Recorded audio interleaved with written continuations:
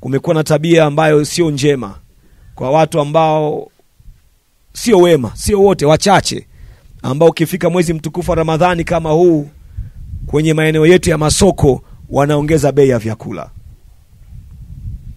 Yaani badala kwa mwezi mtukufu wa Ramadhani huwa ni mwezi wa kumomba Mola, watu wanaongeza bei ya vyakula katika masoko yetu.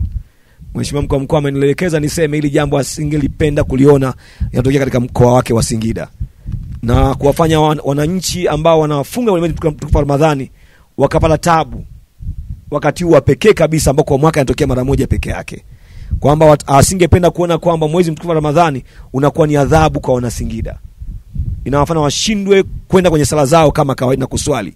Si jambo jema. Kwa hiyo ameelekeza wafanyabiashara wote kufuata utaratibu na kuhakikisha kwamba bei za vyakula katika masoko yetu zinabaki bei zile zile ambazo zingetakiwa kuwepo wakati wote, hata ambao sio mwezi mtukufu wa Ramadhani. Winome TV, sisi ni familia mpya.